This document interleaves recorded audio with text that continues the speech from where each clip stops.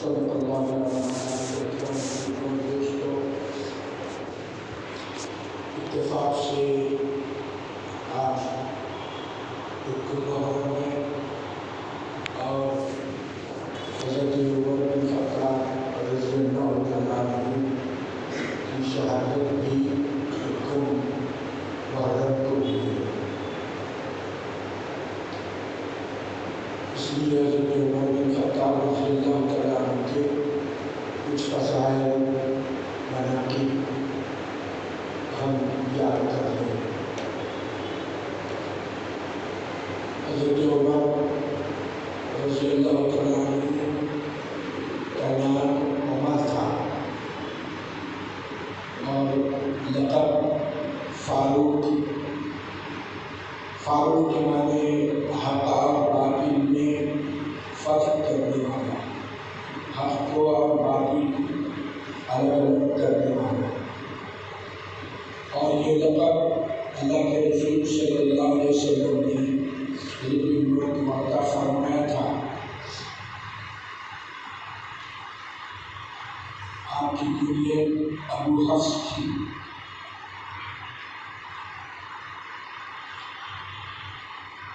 رسول پاک صلی اللہ علیہ وسلم سے 13 سال چھوٹے تھے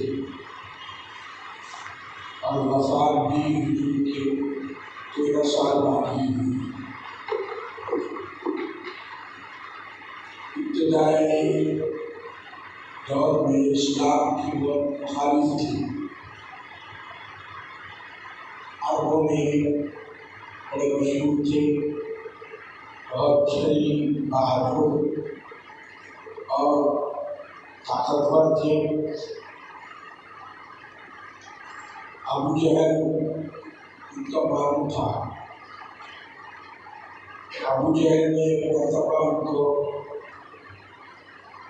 جوش دلایا تو اس کے نتیجے میں تلوار کھلی رکھ کے نکلے۔ درمیان میں ایک صحابی بھی، انہوں نے حضرت عمر کا ہاتھ دیکھا تو پوچھا کہ عمر کہاں کا ارادہ ہے؟ تو بولے تمہارے جو نبی آئے ہیں ان کو قتل کرنا چاہتا ہوں تاکہ یہ جھگڑا مکے میں ختم ہو جائے۔ انہوں نے کہا کہ ان کو تو آپ بعد میں دیکھنا، مگر پہلے تمہاری بہن فاطمہ اور تمہارا بہن بھائی سعید بن زید وہ تو مسلمان ہو گئے ہیں۔ اچھا وہ مسلمان ہو گئے تو لوگ بدلا اور سیدھا اپنی بہن کے گھر گئے۔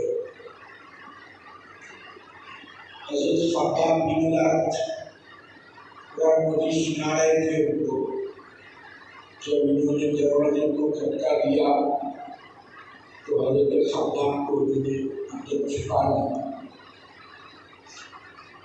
دروازہ کھولو، اب پیٹنا شروع کر دیا بہن،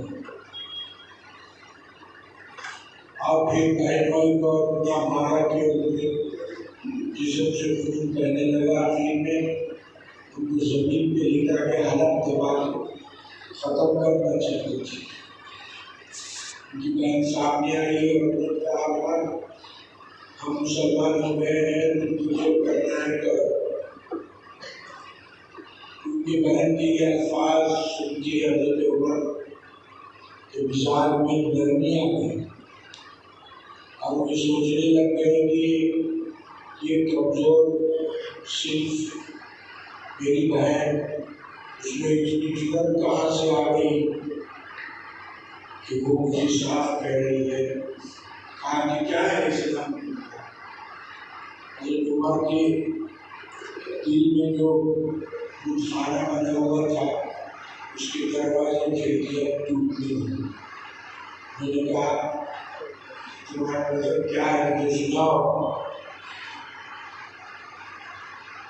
حضرت فاطمہ نے، ان کی بہن نے قرآن مجید کا ایک کاغذ ہاتھ میں لیا تو حضرت عمر اس میں لیتے لگے۔ تو فرمایا کہ تم نجس ہو تو اس کو ہاتھ نہیں لگا سکتے۔ پھر جب ان کی حالت ہوئی تو حضرت خباب جو چھپے ہوئے تھے سامنے، اور انہوں نے سورہ طٰہٰ کی آیات پڑھنا شروع کر دیا۔ طٰہٰ مَا أَنزَلْنَا عَلَيْكَ الْقُرْآنَ لِتَشْقَىٰ إِلَّا تَذْكِرَةً لِمَنْ يَخْشَىٰ تَنزِيلًا مِّمَّنْ خَلَقَ الْأَرْضَ وَالسَّمَاوَاتِ الْعُلَىٰ الرَّحْمَٰنُ عَلَى الْعَرْشِ اسْتَوَىٰ۔ حضرت عمر کو گھیر پڑھے لکھے آدمی تھے، شاعر بھی تھے، کاتب بھی تھے، مکے میں 12 آدمی تھے جو لکھنا پڑھنا جانتے تھے، ان میں سے حضرت عمر بھی تھے۔ جب قرآن کریم کی سورہ طٰہٰ انہوں نے سنی تو حضرت عمر کو یقین ہو گیا یہ جو کلام ہے یہ کوئی انسان نہیں بنا سکتا ہے، یہ ایسا کلام ہے کہ یہ سوائے خدا کے کلام کی کوئی کسی کے بس میں نہیں ہے۔ چنانچہ آپ نے اللہ اکبر کا نعرہ لگایا، فرمایا پہاڑ پہاڑ رسول۔ چنانچہ حضرت ارقم کے گھر میں رسول پاک صلی اللہ علیہ وسلم تشریف فرما تھے۔ حضرت عمر گئے، حضرت حمزہ بھی وہیں تھے۔ ان لوگوں نے سوچا کہ شاید کسی بری ارادے سے آئے، تو حضرت حمزہ نے کہا کہ ان کو آنے دو، اگر ان کا ارادہ برا ہے تو انہیں کی تلوار سے ان کو قتل کر دیا جائے گا۔ چنانچہ وہ آگے گئے، حضور پاک صلی اللہ علیہ وسلم نے ان کو گلے لگایا اور ان کے سینے پہ ہاتھ پھیرا اور فرمایا عمر کیا ابھی تمہارا وقت نہیں آیا ہے؟ حضرت عمر رضی اللہ تعالیٰ عنہ نے کلمہ شہادت کی تلاوت فرمائی۔ اس سے پہلے سے اللہ کے رسول دعا فرما رہے تھے، اے اللہ عمر بن ہشام یا عمر بن خطاب دونوں میں سے کسی ایک کو ایمان کی دولت نصیب فرما۔ اللہ تعالیٰ نے حضرت عمر کے بارے میں ان کی دعا قبول فرمائی۔ حضرت عمر 41 میں 40 مرد اس سے پہلے اسلام قبول کر چکے تھے، آپ 41 میں مرد تھے جو اسلام میں داخل ہوئے، اور پھر مسلمان اس وقت تک چھپ کے نماز پڑھتے تھے۔ حضرت عمر نے کہا کہ اگر گھر پر ہیں ہم کو ڈرنے کی ضرورت نہیں، کعبے میں کھلے عام نماز شروع ہو گئی، اور حضرت عمر کو فاروق کا لقب حضور نے عطا فرمایا، حق اور باطل کو صاف صاف الگ کرنے والے۔ ہجرت بھی آپ نے کی، تو ہجرت کرنے سے پہلے آپ نے کھلے عام اعلان کیا کہ عمر ہجرت کر کے مدینہ جا رہا ہے، جس کو اپنی بیوی کو بیوہ اور بچوں کو یتیم کرنا ہے وہ فلاں وادی میں آ جائے، مگر کوئی نہیں آیا۔ تو غوث نے حضرت عمر رضی اللہ تعالیٰ عنہ کا ایمان، ان کا اسلام قبول کرنا، اسلام کے لیے طاقت کا باعث بنا۔ پھر مدینہ منورہ میں تمام غزوات میں انہوں نے حضور اکرم صلی اللہ علیہ وسلم کا ساتھ دیا، اس کی بڑی تاریخ ہے۔ غزوہ بدر سب سے پہلے ہوا ہجرت کے دوسرے سال، اس میں حضرت عمر رضی اللہ تعالیٰ عنہ اپنے حقیقی بھائی عاص بن ہشام، حقیقی ماموں تھے ان کے، اپنے ہاتھوں سے اس کو قتل کیا۔ اور بدر میں جب 70 بڑے بڑے کفار پکڑے گئے تو حضرت عمر نے حضور کو ارشاد عرض کیا کہ ان سب کو قتل کر دینا چاہیے اور ہر آدمی اپنے رشتے دار کو قتل کرے۔ لیکن حضرت ابوبکر صدیق رضی اللہ تعالیٰ عنہ کی رائے تھی کہ فدیہ لے کے چھوڑ دو، چنانچہ فدیہ لے کے چھوڑ دیا گیا، لیکن قرآن میں آیت نازل ہوئی کہ تم نے کیوں چھوڑا؟ حضرت عمر کی رائے کے مطابق قرآن مجید نازل ہوتا تھا،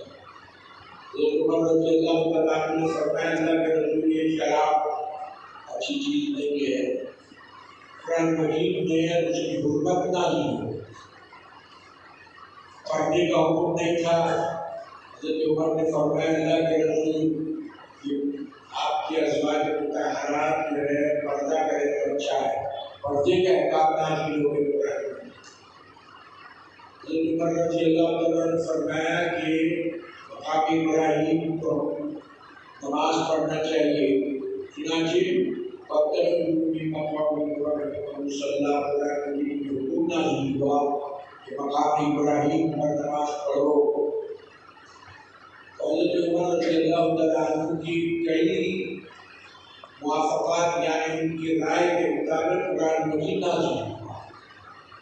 موافقات عمر تاریخ کی کتابوں میں ان کے واقعات تفصیل سے لکھے گئے ہیں۔ ہر موقع پہ آپ نے رسول پاک صلی اللہ علیہ وسلم کا ساتھ دیا، جانشانی کا ثبوت دیا، اور جو اللہ کے رسول کی شان میں تھوڑی سی گستاخی کرتا ہے حضرت عمر تلوار لے کے اس کی گردن اڑانا تیار رہتے۔ چنانچہ ایک منافق اور یہودی میں جھگڑا ہو گیا، دونوں حضور کی خدمت میں گئے، انہوں نے فیصلہ کر دیا، لیکن منافق نے یہودی کو بھی گھسیٹا کہ نہیں عمر کے پاس چلو۔ چنانچہ حضرت عمر کے پاس گئے، یہودی نے سب سنایا کہ ہم رسول اللہ صلی اللہ علیہ وسلم کے پاس گئے تھے، آپ نے فیصلہ فرمایا کیجیے، یہ فیصلے کو نہیں مانتے، یاد آیا۔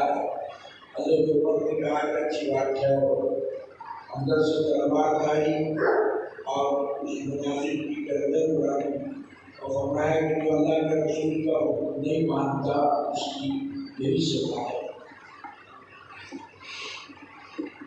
حدیبیہ کے موقع پہ حضور نے بہت دب کر صلح فرمائی قریش کے ساتھ۔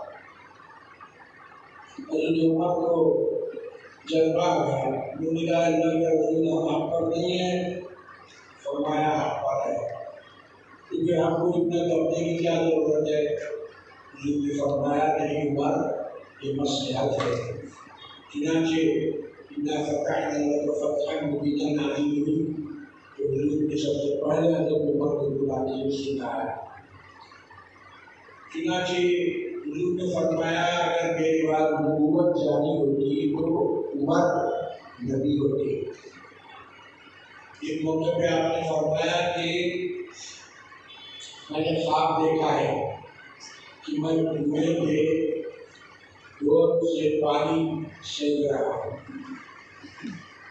اور میرے بعد حضرت ابوبکر نے ایک یا دو ڈول کھینچے اور اس کے بعد حضرت عمر نے لیا اور ڈول بھر بھر کے وہ سینکنے لگے۔ میں نے ایسے طاقتور کو نہیں دیکھا لیکن اتنے زیادہ پانی جو سے نکالتا ہو۔ تو صحابہ نے فرمایا کہ اللہ کے رسول یہ خواب کی تعبیر کیا ہے؟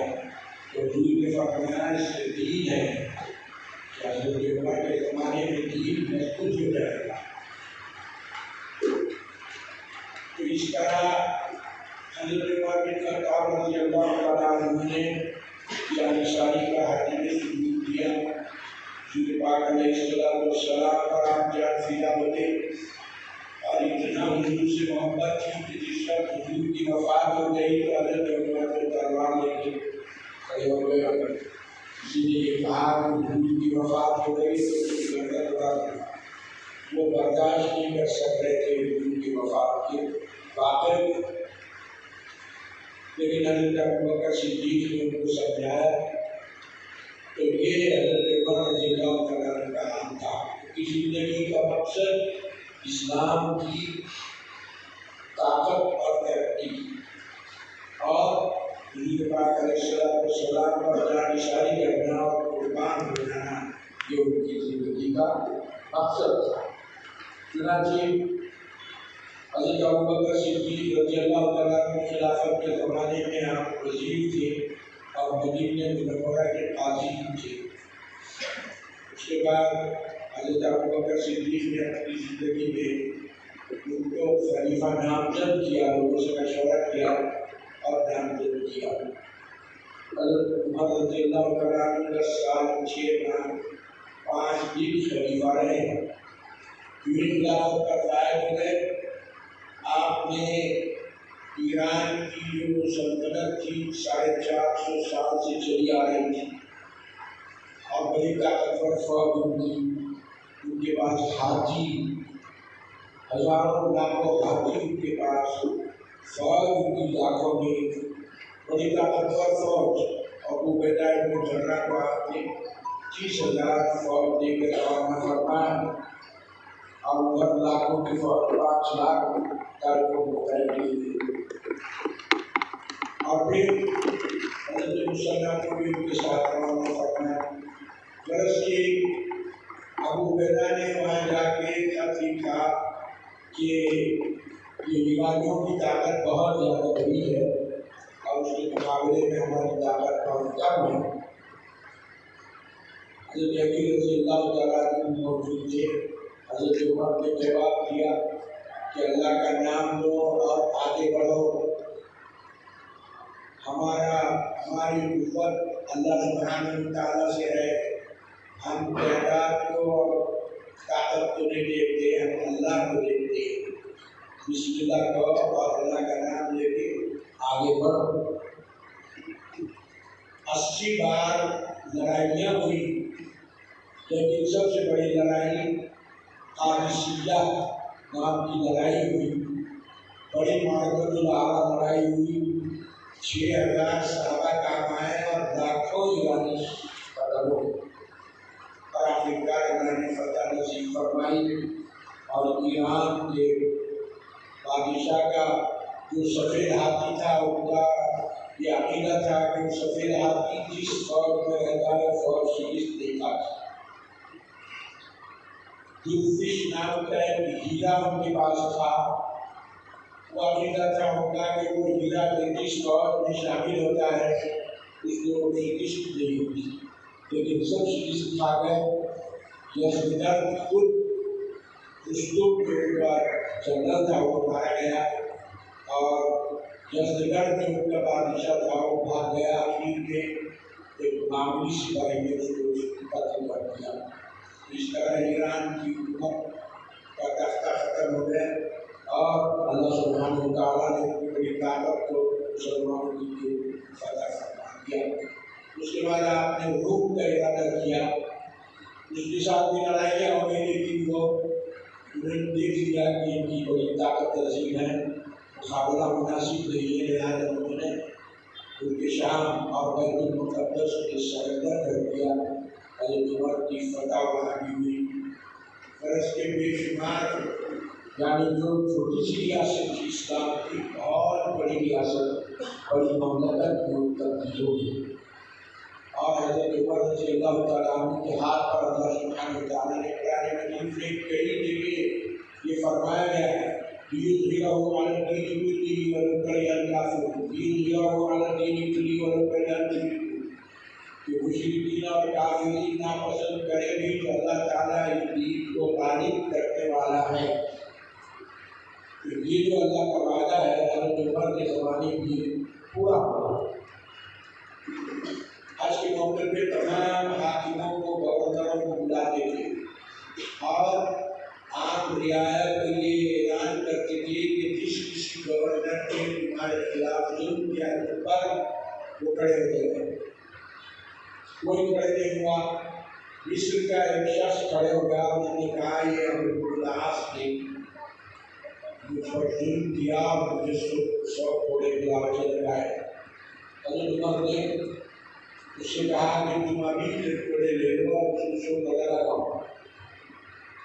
وہ گورنر حضرت عمرو بن العاص کہنے لگے کہ امیر المومنین اگر آپ اپنے گورنروں پر ذلیل کریں گے تو پھر ہماری اطاعت کون کرے گا؟ حضرت عمر نے فرمایا قصاص کا اللہ نے حکم دیا ہے، اس کے مقابلے میں کوئی بات نہیں چل سکتی۔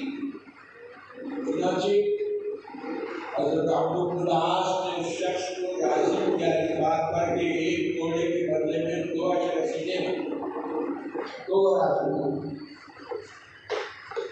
ابو شہبہ نام کے حضرت عمر کے بیٹے تھے، مصر میں شراب پینے کی وجہ سے اس وقت بولے لگائے عمرو بن العاص نے ہلکے ہلکے کر کے حضرت عمر کو معلوم ہوا، انہوں نے بلایا اور 100 گھوڑے مدینے منورہ کے سب کے سامنے لگائے اور فرمایا اللہ کا دین غالب ہے، اللہ کے دین کے بغیر ہماری کوئی طاقت اور قوت نہیں۔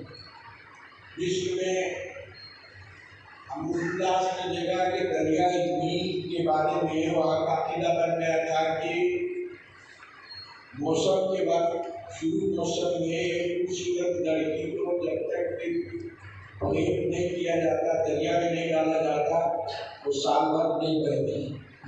حضرت عمرو بن العاص نے حضرت عمر کو لکھا، حضرت عمر نے جواب لکھا اور ایک چٹھی لکھی، بسم اللہ الرحمن الرحیم من عمر بن الخطاب عبد رسول اللہ، اللہ کے رسول کے غلام کی جانب سے یہ دریائے نیل کے نام خط کیا جاتا ہے۔ ان کی تجریب اے دریائے نیل اگر تو چلتی تھی ہم کو تیری ضرورت نہیں، اور اگر تو اللہ کے حکم سے چلتی تھی تو اب جاری ہو جاتا۔ چنانچہ وہ خط ڈالا گیا اور اس کے بعد جو ہے کبھی یہ مسئلہ پیدا نہیں ہوا اور اس سال کو 6 گز اونچی ہر سال کے مقابلے چلے گئے، سارے توہمات کو پاش کرتے ہیں اور ایمان کی طاقت کو مضبوط کرتے ہیں۔ حضرت عمر رضی اللہ تعالیٰ عنہ کے حالات اور واقعات کے لیے بڑی تفصیلات ہیں، ہمارے وقت کافی نہیں ہے۔ اللہ سبحانہ و تعالیٰ ان کے مقام و مراتب کو مزید اضافہ فرمائے، ان کی اتباع کی ہمیں توفیق عطا فرمائے، ان کی سیرت اور کردار کو پڑھنے، اپنی اولاد کو پڑھانے کی ہمیں توفیق عطا فرمائے، ان کے وسیلے تبرک میں ہماری مغفرت فرمائے۔ صلی اللہ تعالیٰ علیہ محمد وعلی آلہ وصحبہ اجمعین۔